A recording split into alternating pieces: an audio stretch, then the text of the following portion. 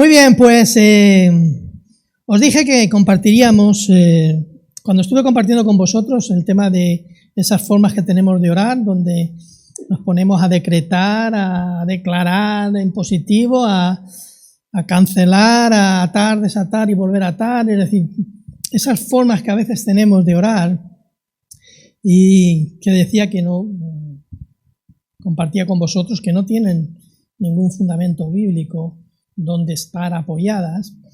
Y solamente estuvimos viendo un versículo donde ellos, los que, digamos, defienden estas formas de oración, se agarran para justificar, pues el que es, no pasa nada porque sería así.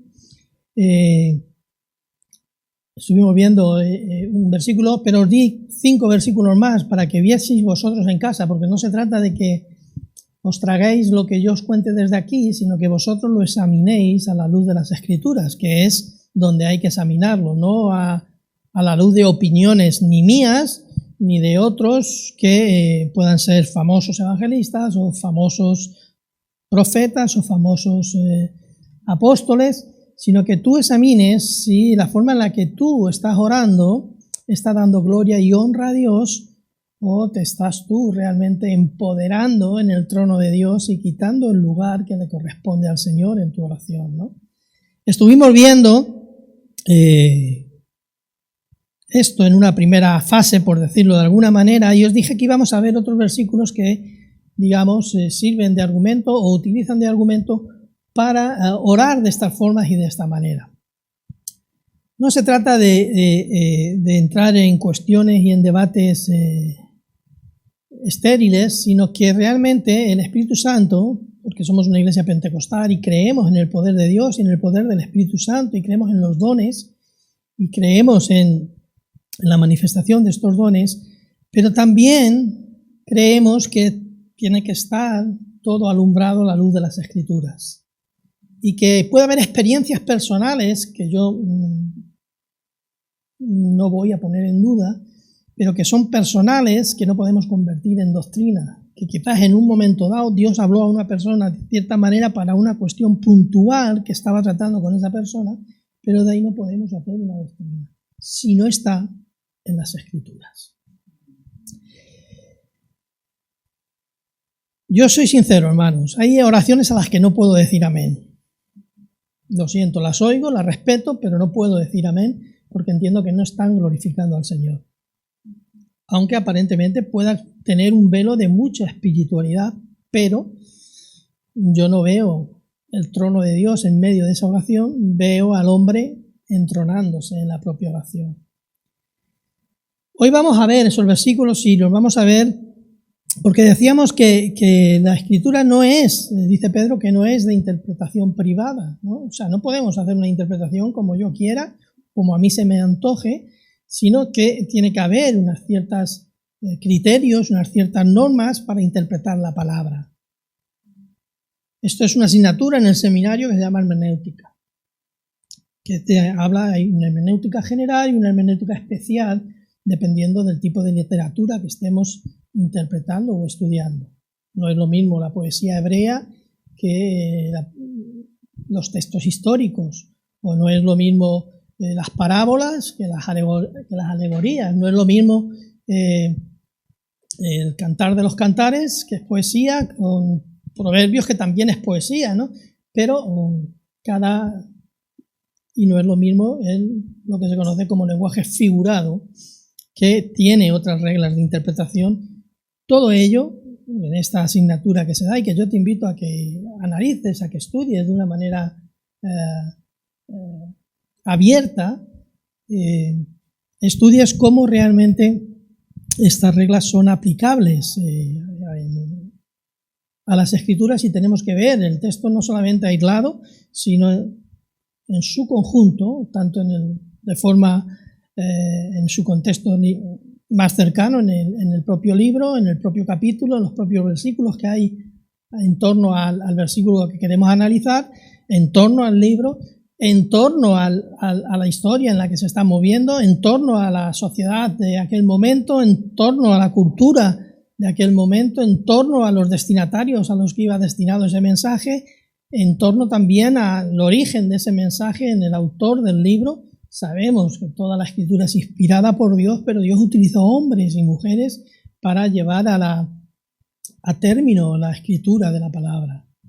Y hay que entenderlos en su contexto también, por dónde estaban pasando, qué les estaba sucediendo, a quiénes se estaban dirigiendo, ¿no? Y haciendo un análisis de todo eso, sacar no normas, sino principios que aplicaremos a nuestras vidas. El principio es aplicable en cualquier momento del tiempo que estemos viviendo. No diga, esto ya es antiguo, eso quedó atrás. No. Quedó atrás quizás la norma que se sacó en ese momento, si eran ceremoniales para los momentos en los que el pueblo de Dios estaba yendo por el desierto, no tenía un lugar donde ir y había que hacer ciertas ofrendas, que ya no hacemos. Ya no, a nadie se le ocurre decir, vamos aquí a sacrificar ahora un cordero encima del púlpito, ¿no? No tendría sentido, ¿no? ¿Por qué? Porque ya Cristo hizo la ofrenda perfecta para todos, ¿no? Pero extraemos principios de la palabra que aplicamos a nuestra vida. El principio es aplicable a nuestra vida cuando entendemos de una manera clara lo que el autor quiso decir al destinatario en aquel momento y de esta manera extraer el principio y poderlo aplicar. Tenemos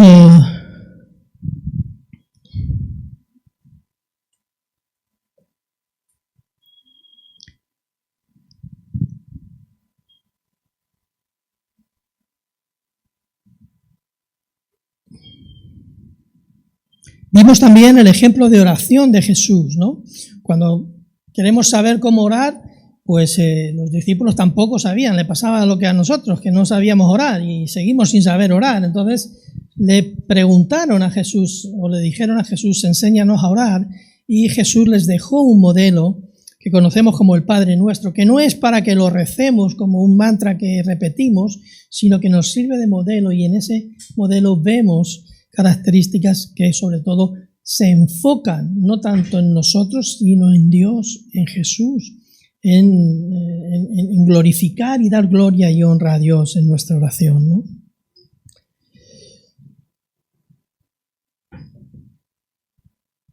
Les di estos 5 versículos que vamos a ver ahora y en los que se apoyan quienes defienden estas formas de orar para que tomaran nota y pudieran estudiarlos por su cuenta. Y hoy lo vamos a intentar ver juntos. Es importante entender correctamente la palabra de Dios y el impacto que nuestras interpretaciones pueden tener en nuestras vidas y en nuestra fe, pero que también pueden tener en nuestro entorno. El cómo apliquemos esas interpretaciones o esos principios también van a tener influencia en nuestro entorno. Y es importante que tengamos interpretaciones correctas para que el impacto de la palabra sea verdaderamente efectivo en las personas que nos escuchan. Yo siempre digo que el mayor problema que tenemos los pentecostales somos los propios pentecostales, y es que a veces, por eso yo creo que entender una doctrina pentecostal correcta nos va a hacer más fácil llegar a las personas y explicar el poder de Dios a las personas que cuando nos movemos por interpretaciones que no se ajustan para nada a lo que la Escritura dice. Yo soy defensor de la doctrina pentecostal correcta, pero soy tremendamente, ¿cómo llamarlo? Crítico, vale, lo dejamos ahí, con lo que se conoce como el neopentecostalismo, ¿no? Y todas esas doctrinas que enfatizan al ser humano y a veces hasta nos conducen a la avaricia en vez de a la generosidad. Debemos saber discernir entre interpretaciones correctas sujetas a los principios básicos de la hermenéutica, como ya he dicho, y las interpretaciones erradas sacadas mayormente fuera de su contexto, de manera que podamos evaluar doctrinas y enseñanzas a través de la claridad en la interpretación de la palabra. De ello depende que nuestras vidas puedan ser transformadas y guiadas por verdades bíblicas, evitando que seamos llevados por todo tipo de vientos de doctrina de un lado para otro. Yo sé que con la última predicación, la última fue sobre la cruz, estábamos en Semana Santa y no íbamos a dedicar ese tiempo a esto, Pero esto, como la otra vez, es más una enseñanza que una predicación, pero creo que es bueno que sepamos dónde estamos, qué es lo que queremos y hacia dónde vamos. Y sobre todo que entendamos que es necesario estar bien fundamentado. Desde el principio, cuando una iglesia empieza a crecer, pues empiezan a llegar de todas formas. A veces venimos con algo que aprendimos cuando nos convertimos en una iglesia y lo dimos por bueno sin llevarlo al filtro de la palabra y seguimos repitiendo lo que vimos en otros o lo que otros hacían sin saber si realmente estamos haciendo lo correcto, ¿no? Yo respeto todas las formas de orar, pero no puedo decir amén a todas las formas de orar. Y sobre todo, allí donde tengo la responsabilidad de pastorear la iglesia, pues tengo la responsabilidad de enseñar lo que a mí me enseñaron. Y bueno, tenemos a un finlandés hoy aquí porque los de Vitoria, como ya he dicho muchas veces, y los de Aranjuez venimos de misioneros finlandeses, venimos de misioneros pentecostales con doctrina sana. Y yo me acuerdo, yo en plena bullicio de un tal Benny Hinn, no sé si conocéis o habéis oído hablar, yo recuerdo que mi pastor, que era finlandés, me dijo, tú este libro ni leerlo. Yo dije, ¿qué tendrá ese libro? Ya ahí el diablo, la curiosidad, ¿verdad? Vamos a leer. Me dice que no, justo voy a leer, ¿no? Y yo dije, bueno, pues si mi pastor me dice que no lo lea, no lo leo. Será que en este momento y en este tiempo no me va a hacer bien. Y ahí se quedó, ¿no? Y así con modas que fueron llegando y que fueron pasando. Y ya os compartí mi testimonio. Yo he sido el mayor decretador de los que hay aquí ahora mismo. Pero el Señor me tuvo que zarandear y hacerme ver que no estaba orando de forma correcta, ¿no? Y ya os conté, el que no estuviera, que coja el vídeo y lo vea, se lo pida a los hermanos de multimedia y lo vea, ¿no? Quiero decir que entiendo que a veces nos dejemos llevar por lo que hemos visto, lo que nos han enseñado. Por eso yo siempre digo que a veces tenemos que desaprender lo aprendido para realmente estabilizarnos, afirmarnos en una sana doctrina. Tenemos la responsabilidad de entender y comunicar adecuadamente la palabra de Dios. Las malas interpretaciones no solo pueden llevar a confusión, sino que también pueden distraer a los creyentes, nos pueden distraer a nosotros de la verdadera naturaleza de la fe cristiana. Vamos con el primer texto. Proverbios 18. No, 18-21. Vale, del 18 al 21. Bueno, creo que no se puede poner todos juntos, ¿no? Sino porque está en su contexto, es lo que quería ver. Pero bueno, yo lo explico también. Vale, la interpretación que hacen de este versículo, los que defienden esta forma de orar, entienden este versículo como una afirmación de que las declaraciones positivas o negativas pueden influir directamente en nuestra realidad. Toman este versículo como una autorización para en la oración decretar o declarar cualquier cosa y esperar resultados automáticos. Acordaros que os dije que el término decretar viene de decreto, y un decreto es algo que cuando se lanza, cuando se proclama, cuando el rey de España firma el decreto, se cumple sí o sí, o sea, no hay vuelta de hoja. Si yo decreto una cosa, se tiene que cumplir, porque es un decreto, si no es un decreto. Cuando sale un decreto con una orden nueva, el gobierno lo aprueba, lo firma el rey y automáticamente pasa al boletín del Estado y se cumple, sí o sí. Y si no lo cumples, tienes problemas, ¿no? Pero un decreto se tiene que cumplir, ¿no? Como he dicho, toman este versículo como una autorización para que en la oración poder decretar o declarar cualquier cosa y esperar resultados automáticos. Lo triste es que no se producen estos resultados. Y a veces lo que nos deja es una frustración. Me sigo con mi enfermedad, sigo con mis dolores, sigo sin trabajo, sigo con una economía basada en la tarjeta de crédito, sigo, etcétera, etcétera, etcétera, pero no veo resultados. Sin embargo, la interpretación más común, podemos ver que sin duda el poder de la lengua puede levantar o destruir vidas, pero no en el sentido en el que lo usamos para decretar o para declarar.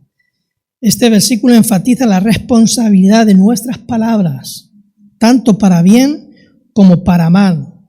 Nuestras palabras tienen un impacto significativo en nuestra vida y, como he dicho, en la vida de otros.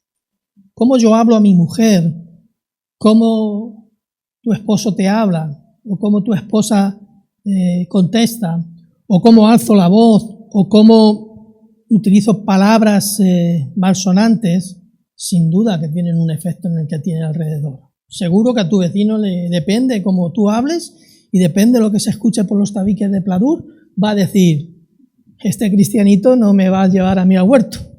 ¿Por qué? Porque tiene una boca, tiene unas palabras. Ahora, mis palabras pueden también llevar vida. ¿Cuándo? Cuando mis palabras son utilizadas de forma correcta. Cuando tú utilizas la palabra de forma correcta. Por tanto, sí, la muerte y la vida están en el poder de la lengua. Y el que las ama comerá de sus frutos. Sin duda que la lengua tiene un poder, ya lo dice Santiago también cuando habla de la crítica, ¿no? Fíjate que cuán fuego puede encender, ¿no? Dice. Es decir, que tiene un poder la palabra, sin duda. Pero no en el sentido en el que se utiliza para declarar o decretar. No en ese sentido. De hecho, si ampliamos el contexto,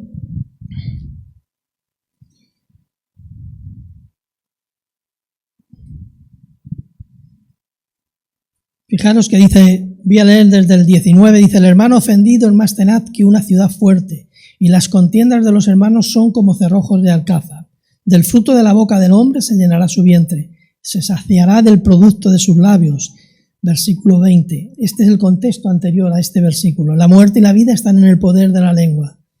No estamos hablando, no es una oración, son proverbios que recoge, dichos que nos edifican, cuestiones prácticas. Proverbios es muy práctico. Si tú aplicas proverbios a tu vida, de maravilla, porque es práctico. No necesitas una profundidad teológica para decir esto qué significa. No, es práctico. Muy práctico. Y yo te aconsejo que leas un proverbio al menos cada día. Hay 31, tienes para todos los días del mes. Es mi costumbre, a mí me lo enseñaron así y todavía cuando coges el hábito, dicen que a partir de 21 días ya coges el hábito. Bueno, no sé si es verdad o no, pero yo tengo el hábito de leer un proverbio cada día, ¿no? En el contexto, en estos versículos que hemos leído, no veo que sea una oración, que alguien esté orando de esta manera. No veo que sea una enseñanza acerca de la oración tampoco. No, yo no lo veo. Por tanto, no hay un fundamento para decir que en base a este versículo, la muerte y la vida están en el poder de la lengua, podamos decretar o podamos declarar este tipo de oraciones. Continuamos.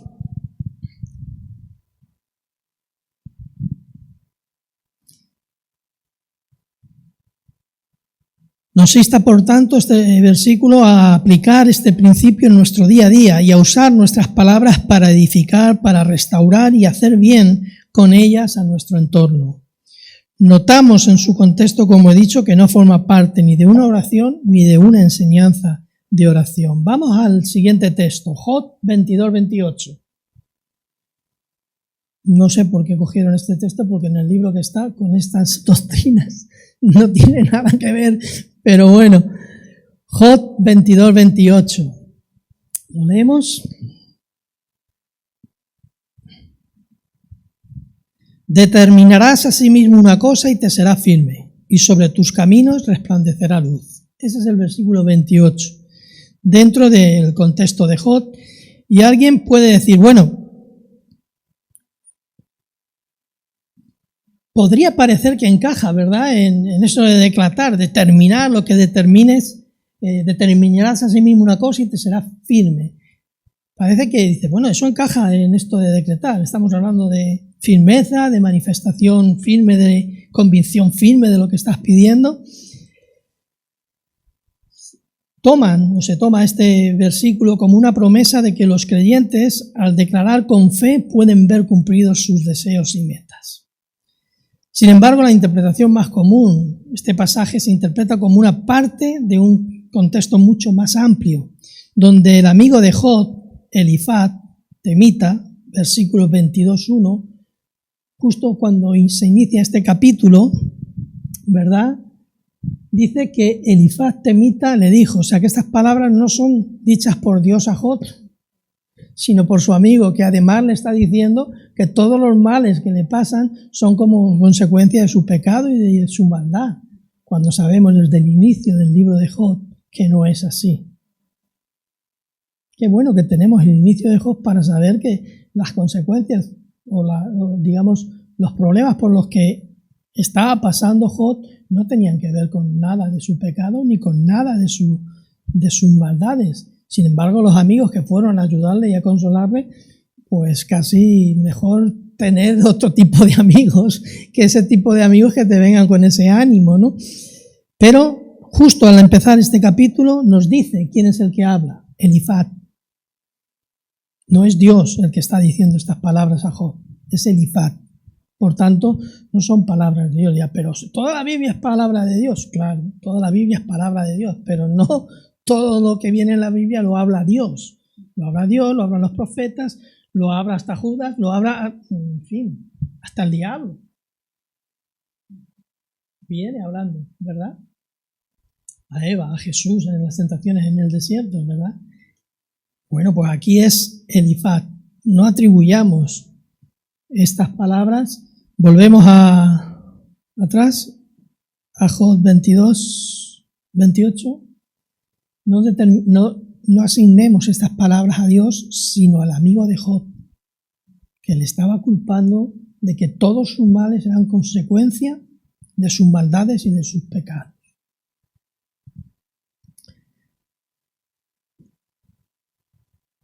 Como he dicho, este pasaje se interpreta como la parte de un contexto más amplio y podemos ampliar todo el libro de Job para ver que está en un contexto de sufrimiento y de debate con el Señor en estas cuestiones. Un contexto más amplio donde el amigo de Job, Elifaz, expone sobre la maldad de Job como causa de sus males y cómo debe ser el retorno de Job a la justicia y la comunión con Dios, desde el punto de vista de Elifaz, porque luego viene el discurso de Dios que pone en orden a los amigos y pone en orden también a Job, ¿verdad? Pero desde el punto de vista de Elifaz, ese capítulo es con relación a Job y, según él, a las maldades que Job había cometido y cómo debía arrepentirse y volver a Dios para que fuese restaurado. Hay que hacer notar, por tanto, que estas palabras, como he dicho antes, no son de Dios, son de Elifaz. No forman parte tampoco de ninguna oración y tampoco de ninguna enseñanza sobre la oración. Yo así lo veo. Si alguien lo ve de otra forma, que lo medite bien, que lo estudie bien en casa. Vuelvo a decir, no tienes por qué asimilar todo lo que yo te estoy diciendo. Yo quiero que tú lo examines a la luz de las Escrituras y le pidas al Espíritu Santo que te dé entendimiento si está equivocado el pastor o si está equivocado esa forma de orar. Marcos 11, 23, 24. Buscamos otro texto.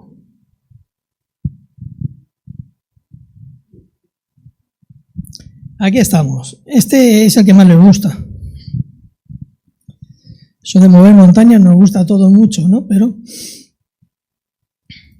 respondió Jesús, le dijo, tened fe en Dios, porque estoy leyendo desde el 22, porque de cierto os digo que cualquiera que dijere a este monte, quítate y échate en el mar, y no dudare en su corazón, sino creyere que será hecho lo que dice, lo que diga le será hecho. Por tanto os digo que todo lo que pidiereis orando, creed que lo recibiréis y os vendrá. ¿Bien? ¿Tenemos el texto? Se usa para justificar que al decretar algo con fe, los creyentes pueden recibirlo directamente, especialmente en el ámbito material. En este caso, estos versículos sí podemos admitir que se encuentran en un contexto de oración, donde Jesús, y esto es importante, donde Jesús hace énfasis en la fe, no en cómo haya que orar o que haya que decretar o que haya que declarar, sino en la fe. Él está haciendo énfasis en que nuestras oraciones tienen que ser con fe, en nosotros no. En lo que yo digo con mi boca, no. En lo que yo declaro, no. Eso es fe en las palabras, sino fe en el Señor. Dice, Jesús hace énfasis en la fe, no en la petición o en la forma de pedir. Destacar el versículo 24. Lo que pidierais, y quiero hacer énfasis en ese lo que pidierais, estamos hablando de pedir. No estamos hablando de decretar, ordenar o mandar o cancelar, sino de pedir. ¿Por qué? Porque ¿a quién pedimos? Según el modelo de Jesús, ¿a quién pedimos? Al Padre. Nosotros pedimos, Él concede conforme a su voluntad. Nosotros pedimos, Él concede conforme a su soberanía. Nosotros pedimos, Él concede. Yo no le ordeno al Señor. Señor, trabajo para mañana mismo, uno mejor, que el que estoy me incomoda mucho. No le ordeno al Señor, no le decreto. Yo le doy un decreto al Señor para que me dé un trabajo mejor. O para una sanidad, por poner algo más serio, más importante. No, yo clamo al Señor. Yo ruego al Señor. Yo pido al Señor. Intento alinear mi petición con su voluntad, pero no le impongo. Lo que pidierais, no cabe por tanto el decretar o declarar, sino el pedir, el clamar, el rogar. Jesús enseña sobre la fe en Dios, versículo anterior, 22, por favor. Respondiendo Jesús les dijo, tened fe ¿en quién? En Dios. Tener fe en Dios. El énfasis de estos versículos y en el contexto de oración en el que se encuentra es que nuestra oración debe de ir acompañada de una fe en Dios. No en fórmulas, no en tipos que hemos aprendido quizás, no en repeticiones, porque normalmente solemos repetir cuando estamos orando de estas formas, en la que decretamos, en la que declaramos, en la que, insisto, el matiz que hice la otra vez, podemos declarar las maravillas de Dios, las proezas de Dios, todo eso es declarable. ¿Por qué? Porque es cierto, estamos declarando algo que es cierto, que viene en las Escrituras, su poder, su gloria, su majestad, todo eso lo podemos declarar. Ahora, cuando se trata de pedir, clamamos, rogamos, le pedimos. Como he dicho, importante el versículo 22, Jesús enseña sobre la fe en Dios y el poder de confiar plenamente en Él. Y sitúa el problema de nuestras oraciones no contestadas, sitúa el problema, versículo 23, en el corazón.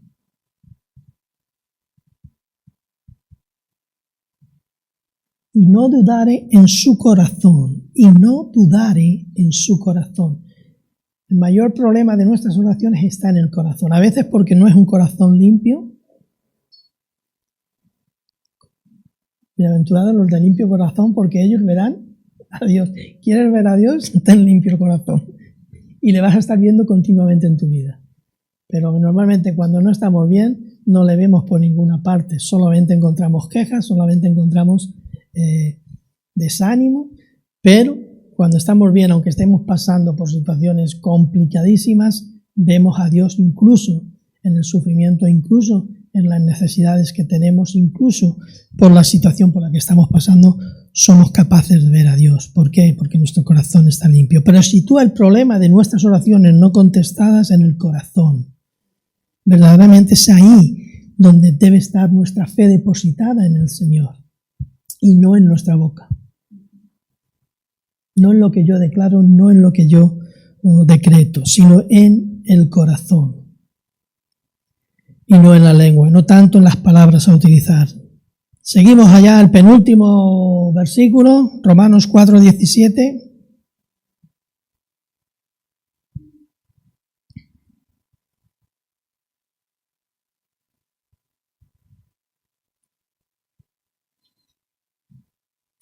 Os leo desde el 16 para situarnos también en el contexto. Dice, por tanto, es por fe para que sea por gracia, a fin de que la promesa sea firme para toda su descendencia, no solamente para la que es de la ley, sino también para la que es de la fe de Abraham, el cual es padre de todos nosotros. Versículo 17, como está escrito, te he puesto por padre de muchas gentes, delante de Dios a quien creyó, el cual da vida a los muertos y llama a las cosas que no son como si fuesen. Este llama a las cosas que no son como si fuesen es el argumento para orar o decretar de esta manera. Es decir, yo esto no es, pero yo lo decreto como que es y se hace. Este versículo es utilizado para enseñar que los creyentes pueden llamar a existencia cualquier cosa, es decir, decretar como si fuésemos semidioses terrenales y usarlo en nuestras oraciones. Llamar a una cosa que no es como si fuera, eso es creación, hermanos. De la nada, Dios creó el mundo. Atribuirnos que nosotros podemos utilizar este versículo para decretar u ordenar no tiene ningún fundamento, porque solo hay uno. Y el texto así se lo recoge. Cuando amplías el contexto en el que viene, solo hay uno, que es Dios, el que puede llamar a las cosas que no son como si fuesen, el que puede traer a la existencia cualquier cosa de la nada. Ese solo es Dios. No podemos nosotros, por mucho que decretemos y por mucho... No, le estamos quitando, le estamos restando gloria a Dios cuando oramos de esa manera, hermanos. Y mira que yo oro mal, soy torpe en la oración, no soy muy fluido, a veces me atasco y todo, ¿no? Pero sobre todo, que la oración glorifique al Señor, aunque te atasques, que no te lleves ni un ápice de su gloria en esa oración, que no usurpes un atributo que es solo de Dios, no se lo usurpes. Él es solo el que puede traer a la existencia cualquier cosa, el que puede llamar a lo que no es como si fuese. Aunque este texto se refiere a Dios, no se refiere a nosotros. Si lo ves en el contexto, se está refiriendo al Señor, se está refiriendo a Dios. Algunas interpretaciones sugieren que los creyentes, como hijos de Dios, también pueden llamar a las cosas que no son como si fuesen. Esto es creernos semidioses, hermanos. Esto es ocupar el lugar de Dios. Esto es idolatría hacia nosotros mismos, si lo queremos ver desde ese punto de vista también. Este pasaje, en la interpretación más común, este pasaje describe la capacidad única de Dios para llamar a las cosas a existencia por su soberanía y su poder. No se encuentra en ninguna oración y no se encuentra en ninguna enseñanza sobre la oración. Se encuentra en el contexto de la fe de Abraham y su relación con la gracia y su poder para salvarnos. Ese es el contexto, hermano. No es un contexto de oración. Para decir, pues yo ahora lo cojo y basándome en esto decreto o declaro. No es correcto. Y por último, el Salmo 44, le vamos a leer entero, porque yo por más que lo leo, no veo. Dice así, bendito sea, Salmo 144 he dicho, ¿no? Bendito sea Jehová mi roca, quien adiestra mis manos para la batalla y mis dedos para la guerra. Misericordia mía y mi castillo, fortaleza mía y mi libertador, escudo mío en quien he confiado, el que sujeta a mi pueblo debajo de mí.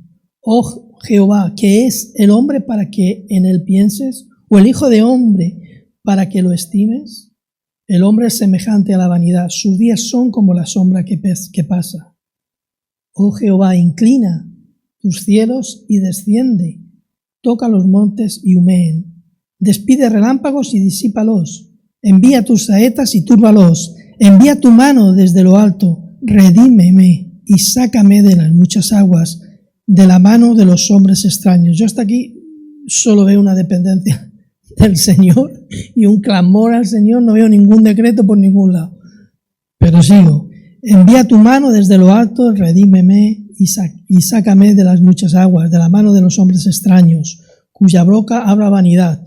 Aquí, si me apuras, me sirve para refutar este tipo de oraciones, pero bueno. Y cuya diestra es diestra de mentira. Oh Dios, a ti cantaré cántico nuevo, con salterio y con decacordio cantaré a ti. Tú, el que da victoria a los reyes, el que rescata de maligna espada a David, su siervo. Rescátame, y líbrame de la mano de los hombres extraños, cuya boca habla vanidad y cuya diestra es diestra de mentira. Sean nuestros hijos como plantas crecidas en su juventud, nuestras hijas como esquinas labradas, como las de un palacio, nuestros graneros llenos, provistos de toda suerte de grano. Aquí es donde se basan para orar por prosperidad, para orar por este tipo de peticiones de nuestros graneros, pero no está decretando, ¿no? Está orando y poniendo su corazón delante del Señor. Nuestros graneros que se multipliquen a millares y decenas de millares en nuestros campos, nuestros bueyes estén fuertes para el trabajo, no tengamos asalto ni que hacer salida, ni grito de alarma en nuestras plazas. Bienaventurado el pueblo que tiene esto, bienaventurado el pueblo cuyo Dios es Jehová. Amén. Amén. Al Salmo 144. Se usa como base para decretar bendiciones sobre la vida propia, especialmente enfocándose en la prosperidad y la abundancia de material. Yo no lo veo, pero parece ser que es el argumento que utilizan para este tipo de oraciones. Este salmo es una oración de gratitud y de confianza enfocada en la alabanza y la provisión divina. Al interpretar este salmo hay que tener en consideración el corazón del salmista.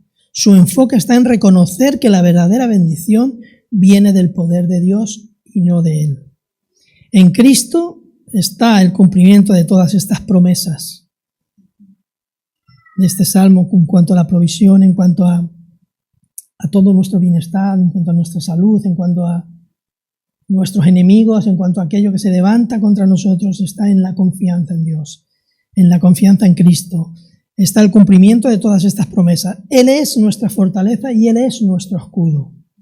Establecer esta verdad y resistir las interpretaciones erróneas nos anima a centrar nuestras expectativas en el poder y la provisión de Dios, no en nuestras declaraciones impulsivas.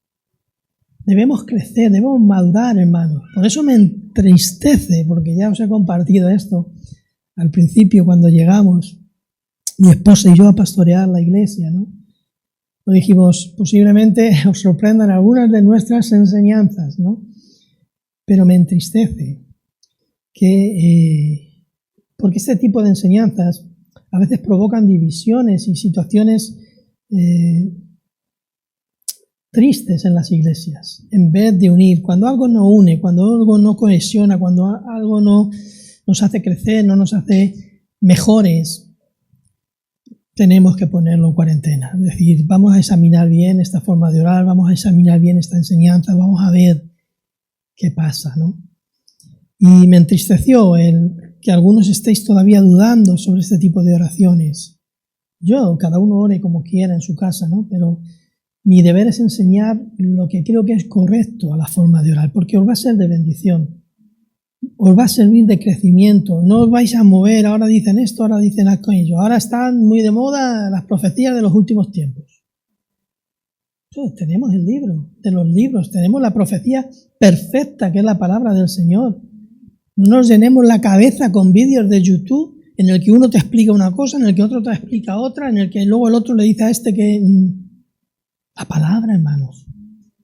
Si el Espíritu Santo la inspiró y el Espíritu Santo les va a ayudar a entenderla, a extraer la enseñanza correcta, no es necesario que se traguen lo que yo les digo. Es más, yo les insto a que esta semana cojan esos versículos por su cuenta, los examinen, escuchen comentarios, busquen, escudriñen, no busquen en internet, busquen en la palabra, busquen en comentarios reconocidos por la amplia mayoría del pueblo evangélico. No se fíen, no se dejen llevar solo por el nombre de quien predica o de quien enseña estas enseñanzas. No, vayan ustedes a la Escritura, examínenla, cada palabra, escuchen luego el vídeo y cojan cada palabra, que seguro que van a encontrar cosas que me he equivocado. Y diré, como en el mérito, pues no volverá a pasar. No pasa nada. Yo dije cuando empecé esta serie, nos queda otra predicación todavía, pero esa es más predicación y menos enseñanza, sobre la oración. Pero dije cuando empecé que si alguien me argumenta de manera bíblica que estoy equivocado y que no, lo correcto es decretar y todo este tipo de formas y de maneras, si alguien me lo argumenta bíblicamente, yo estoy dispuesto a cambiar. De hecho, cambié a la inversa, quiero decir que no hay problema. Cuando alguien me demostró que estaba equivocado, dije, estaba haciendo el primo. El Señor dirá, ahí empeñado en orar de esta manera y yo escudriña las Escrituras. Sé cómo los debería. No te tragues todo lo que... Algo que yo enseñé a mis hijos, y son mis hijos, así me han salido. Que me refutan todo luego, ¿no? Pero bueno, pero yo les dije, hijos, sobre todo, examinarlo todo. Escudriñarlo por vuestra propia mente y con vuestro propio corazón, con la ayuda del Espíritu Santo, y no os traguéis nada de lo que sale desde el púlpito, incluso de las predicaciones de vuestro Padre, si no están cimentadas en la palabra. Y algunas veces, mi hijo de hecho es muy poco pentecostal, porque él es más defensor de la predicación expositiva. Y nosotros somos más de dejarnos guiar por el Espíritu, ¿no? Pero él alguna vez me corrige y yo tengo que aceptar, pues tienes razón, hijo. Porque nadie es infalible. El que era infalible, mira, ya se fue. Ahora van a buscar a otro infalible que se equivocará también. No seamos nosotros los evangélicos con un papa en cada iglesia, ¿no? No somos infalibles. Por eso yo os insto a que escudriñéis las Escrituras por vuestros propios medios. Yo en la iglesia de Aranjuez llevo 20 años pastoreándola, ya me conocen. Conocen hasta cuando meto un WhatsApp, pues viene y dice, pastor, esto que usted ha dicho no me suena a mí hoy. Y dice, a ver, repítemelo. Ah, vale, pues lo voy a examinar porque creo que tienes razón, me he equivocado. Pero allí algunas veces tú invitas a alguien y a veces el que invitas pues termina decretando. Y tú dices, madre mía, menudo gol por toda la escuadra que me han metido esta semana, ¿no? Pero ¿sabes lo que pasa? Que allí la iglesia respeta, a todo el que se sube le respeta, coge lo bueno y lo que no lo deja. Pero a veces miran para donde yo me siento, hace toda la iglesia, ¡bum! Yo levanto las manos y no volverá a pasar. ¿Me entiendes? Es decir, que no es necesario que el pastor esté presente para que vosotros permanezcáis firmes y no os dejáis contaminar o dirigir por este tipo de oraciones. Si las oís, bueno, yo ya os digo lo que hago, no digo amén a todas las oraciones. Y a veces eso hace que la persona corrija. Conclusión, para terminar. Aquellos que utilizan todos estos versículos sacados de su contexto para interpretar con un énfasis en la oración el poder de las palabras, ponen su enfoque en el hombre, en nosotros, siendo nosotros el centro de nuestras propias oraciones y no Dios como debe ser. Las interpretaciones correctas se enfocan en subrayar la soberanía de Dios. Él y su voluntad son el centro de la oración y proceden a la alineación de nuestras vidas con la voluntad del Todopoderoso. El protagonista de nuestras oraciones no somos nosotros, es el Señor. A lo largo de la Escritura vemos que la palabra, su palabra, tiene poder no solo para crear, sino también para transformar vidas. Cristo, el Verbo, la palabra, el Verbo hecho carne, es la manifestación definitiva de la palabra de Dios, que trae vida y verdad, siendo el Espíritu Santo nuestra brújula, quien nos va a marcar el norte en toda interpretación y enseñanza. Las palabras que hablamos tienen el poder de edificar o de confundir, evidentemente que sí. Al compartir su palabra, al hablar la verdad de Cristo, debemos resistir las malas interpretaciones que nos llevan a formas de orar que no son adecuadas.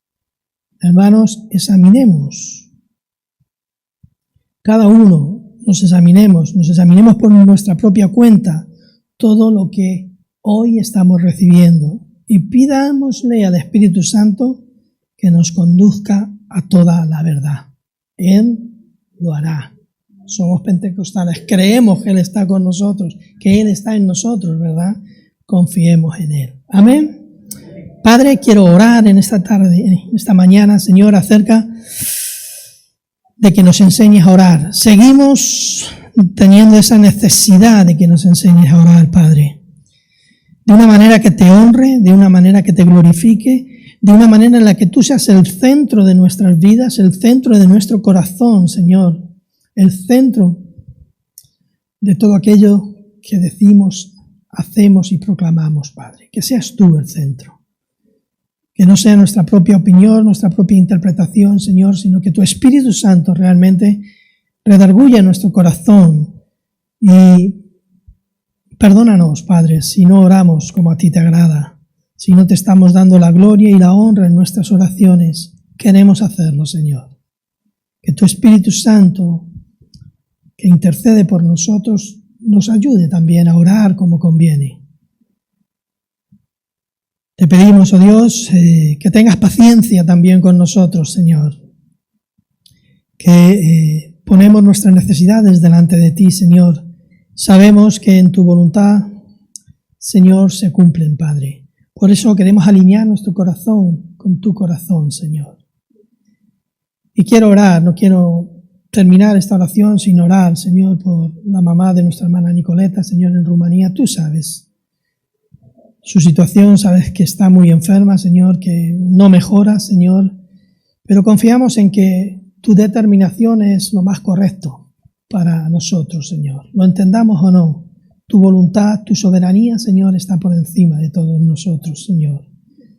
Con misericordia y con humildad queremos pedirte, Señor, que si es tu voluntad, intervengas, bien sanando, Señor, o bien fortaleciendo a nuestra hermana Nicoleta también, Señor, para este tiempo de sufrimiento y de angustia, Señor, por la que ella está pasando, Padre, por la que toda la familia también, nuestro hermano Mijail, está pasando, Señor. Oramos también por nuestra hermana Ruth, Señor, por su accidente en el trabajo, Señor, te pedimos que tú restaures, sanes, oh Dios, esos huesos, lo que se haya roto, Señor, que tú lo pongas bien, Señor.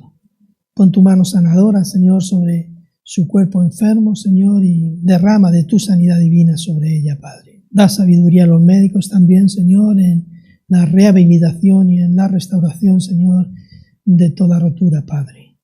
Oramos por las hermanas y hermanos que están enfermos también, tanto aquí como en Aranjuez, Padre. Nos ponemos delante de ti y confiamos plenamente en tu gracia y en tu misericordia. En el nombre de Jesús. Amén. Muy bien. Que el Señor les bendiga mucho, mucho.